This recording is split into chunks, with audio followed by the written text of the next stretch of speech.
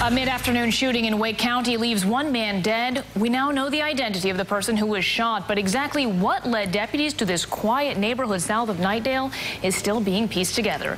Good evening, I'm Maggie Newland. Thanks for joining us. We continue to learn more about the shooting. We first brought you as breaking news here at 7. WNCN's Michael Hyland is on scene tonight talking to witnesses and friends. He joins us with more. Michael?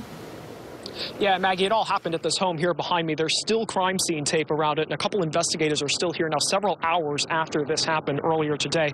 The sheriff says a few men rode over here in a truck. There were 3 of them. There was an argument after that, and one of those men ended up dead. Expressions of shock and confusion along Rutledge Landing Drive. Just before 4 Saturday afternoon, Derek Natson was shot dead outside this home south of Knightdale in Wake County. It's really unfortunate because it's a lot of hardworking people out here just trying to make ends meet. So for this to happen to somebody in our neighborhood is really shocking. When investigators got here, they found out a man and 2 other people drove up in this truck. One of them was talking to the man who lives in this home. Then gunfire. 2 other people were seen leaving the scene on foot, but we have the shooter in custody and trying to figure out what we do have. Sheriff Donnie Harrison says what he's figured out is that the shooter was the homeowner. He called 911 himself and waited for investigators to get here. But why things escalated the way they did is still unclear.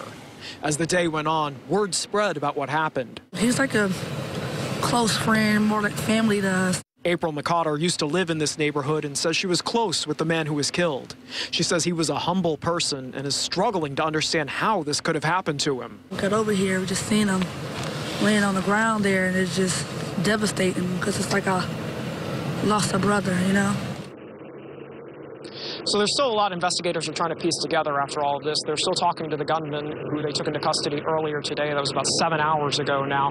They have not said if charges will be filed in this case, and at this point, nobody in connection with any of this has been charged. The 2 men who took off from here, the sheriff did confirm they were able to find one of those men earlier today, but it's still unclear what happened to the second man who left from here. Live in Wake County, I'm Michael Hyland, WNCN News.